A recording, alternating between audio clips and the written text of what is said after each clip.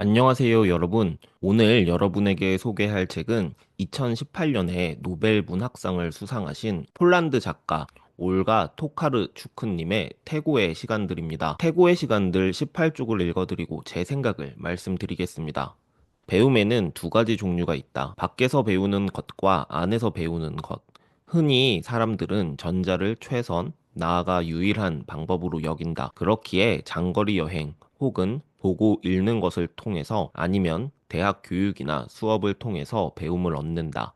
존재 바깥에서 벌어지는 일들을 통해 뭔가를 습득하는 것이다. 인간은 어리석은 존재이기에 배워야만 한다. 그렇기에 꿀벌처럼 부지런히 지식을 모아서 그것을 자신에게 덧붙여 나가고 그렇게 지식이 쌓이면 그것을 활용하거나 가공하기도 한다. 그러나 내면의 도살인 어리석음, 다시 말해 학습을 필요로 하는 본성은 바뀌지 않는다. 크워스카는 외부의 것을 내면으로 동화시키면서 세상을 배웠다. 쌓이기만 하는 지식은 인간에게 아무런 변화를 가져다 주지 못하거나 단지 변화를 일으키는 것처럼 보일 뿐이다. 그저 겉옷을 다른 옷으로 갈아입는 것과 같다. 하지만 지식을 자기 것으로 만들며 배우는 사람은 끝없는 변화를 체험하게 된다. 배워서 알게 된 것들이 존재 속으로 고스란히 스며들기 때문이다. 오늘 소개한 이 문장을 제가 이해한 방식으로 다시 한번 설명해 보겠습니다. 배움에는 두 종류가 있습니다. 즉시 효과가 나는 공부. 저는 이런 공부를 즉시성 공부라고 부릅니다. 또 하나는 오랜 시간 쌓아야 하는 공부가 있습니다. 저는 이런 공부를 일관성 공부라고 부릅니다. 즉시성 공부는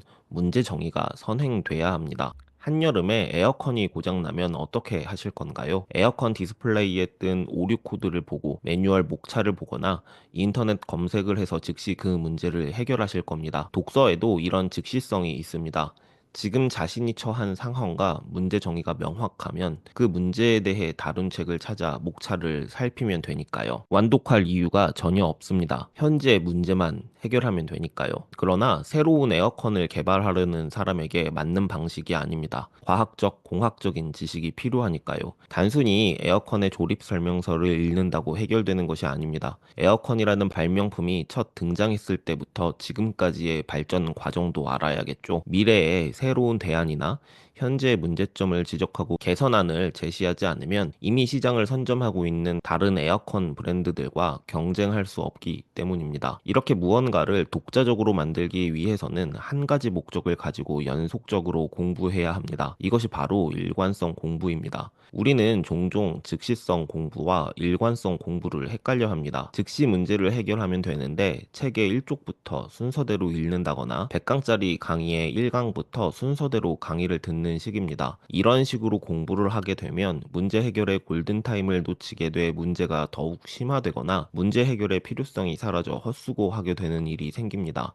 문제가 자연히 사라지면 좋은 거 아니냐고 생각할 수 있지만 그렇지 않습니다. 공부의 쓸모, 다시 말해 배운 것을 써먹을 수 있는 기회는 생각보다 그리 많지 않습니다. 시간은 그 어느 자원보다 귀합니다. 이 자원을 써서 아무것도 얻지 못했다면 사실 헛수고가 아니라 엄청나게 손해가 난 투자인 것이죠. 반대 상황도 있습니다. 기획력, 어휘력, 문해력, 표현력, 사고력 등 기초 소양을 활용한 마케팅, 경영, 디자인, 인재 육성 등의 일은 일관성을 가지고 꾸준히 공부를 지속하지 않으면 실제 성과를 내기 어렵습니다. 하지만 많은 사람들이 각 분야에서 가장 잘 팔린 베스트셀러 한 권을 다 읽고 공부를 마칩니다. 한 권을 읽는 방법도 지하철 안에서 혹은 버스 안에서 일하다가 틈틈이 읽는 식입니다. 퇴근 이후에 주말에 각 잡고 책상에 앉아 관련된 다른 정보와 비교하면서 정보의 신뢰도를 점검하지 않습니다. 머릿속에 흩어져 있던 생각들을 통폐합시켜주는 귀인 같은 문장을 만났을 때조차 따로 적거나 수집을 하지 않습니다. 깨달았다는 감각, 감정, 이 단발성 쾌락에 그치고 맙니다. 그런데 이 단발성 쾌락은 우리에게 하나도 도움이 되지 않습니다. 아니, 오히려 방해가 될 때가 더 많습니다. 이 단발성 쾌락에 중독되면 우리는 스스로 헤어나오기 힘든 깊은 수렁에 빠질 수도 있거든요. 안다는 착각, 깨달았다는 착각은 이후에 후속 공부를 통해 정보를 점검하고 자신만의 사고 체계를 쌓아가야 함에도 불구하고 공부를 멈추게 합니다.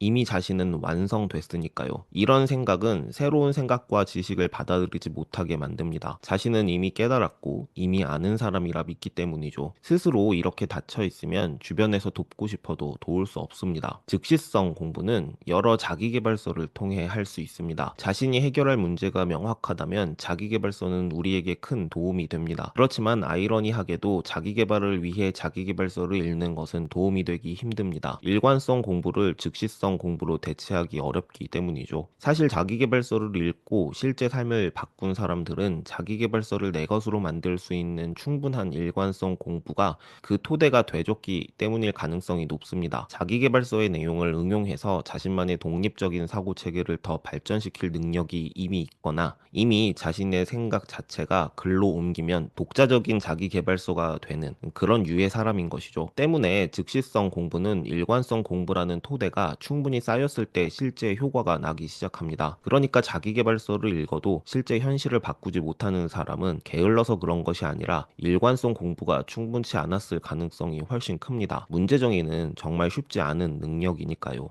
제가 생각하는 문제 정의를 간단하게 요약해보면 여러 현상을 수집하고 그것을 공통점과 차이점 등으로 분류하고 그 현상에 이름을 붙이는 과정입니다. 마지막에 붙인 그 이름이 문제를 정의한 것이죠. 이 과정에는 사고력, 어휘력 등의 기초 소양이 반드시 필요합니다. 우리가 자기계발서로 일관성 공부를 대신할 수 없는 이유입니다. 일관성 공부는 여러 인문학을 통해서 할 수 있습니다. 문학, 역사, 과학, 철학이 인문학의 대표적인 분야입니다. 이 중에서 저는 고전 문학을 추천합니다. 역사, 과학, 철학이 녹아들어 있기 때문입니다. 앞으로의 역사는 예측할 수 없지만 우리가 만들어가야 할 행위의 주체이기 때문에 매일 어떤 일을 꾸준하게 지속할지 결정하는 것으로 우리의 역사는 계속됩니다. 그런 차원에서 우리가 과연 앞서가신 분들에게 무엇을 계승받아 이어가고 있는지 아는 것은 무척이나 중요하겠죠. 우리가 역사를 공부하는 주된 이유기도 합니다. 인류의 역사는 일정한 패턴으로 반복되고 시행착오를 겪고 조금씩 앞으로 나아갑니다. 그 시대를 대표하는 과학과 철학의 흐름은 역사의 흐름 속에서 그 인과관계를 파악할 수 있습니다. 이렇게 역사, 과학, 철학의 상호관계를 공부하면서 우리는 자연스럽게 사고력, 기획력, 문해력, 어휘력 등의 기초 소양을 개발할 수 있습니다. 개인적으로 레프 톨스토이, 도스토옙스키, 빅토르 위고, 마거릿 미첼, 찰스 디킨스, 박경리, 조정래 등 대문호가 쓴 긴 호흡의 서사를 통해 앞서 설명한 역사, 과학, 철학의 상호성, 연결성을 파악할 수 있었습니다. 각각 성함으로 검색했을 때 나오는 대표작들은 모두 대단한 책들이니 꼭 읽어보셨으면 좋겠습니다. 앞으로 기회가 되면 저희 채널에서도 더 자주 다루고 싶은 책들이기도 합니다. 제가 리드앤리드 필사클럽을 만들고 운영하는 이유는 일관성 공부의 중요성을 알기 때문입니다. 참여자들의 현실 문제를 즉시 해결할 수 있게 선정하는 도서는 자기계발서와 실용서적을 포함하지만 책 내용을 토대로 하는 강의는 일관성 공부가 될 수 있게 기획, 운영하고 있습니다. 저희 클럽의 장기 참여자는 1년이 넘은 분도 계시고 3개월 이상 참여자가 대부분입니다. 오늘 영상을 시청하시고 문제 해결 능력, 일관성 공부에 관심이 있는 분들은 설명란 링크를 확인해 주세요. 긴 얘기 들어주셔서 감사합니다.